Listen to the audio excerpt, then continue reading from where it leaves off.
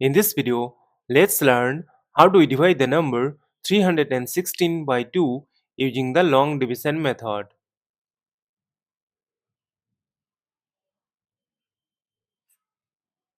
2 times 1 is equal to 2. Subtract, we get 1. Now this 1 is less than 2, so we need to bring down this adjacent 1 here.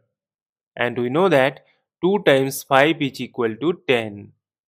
Subtract, we get 1. Now this one is less than 2.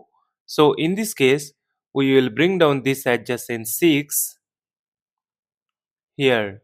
And we know that 2 times 8 is equal to 16. Subtract, we get 0. As we get the number 0 and we have no number to bring down here, so we will stop. Therefore, 316 divided by 2 is equal to 158. And this is our final answer. Thank you for watching. Please like, share and comment on the video. Also do subscribe our channel.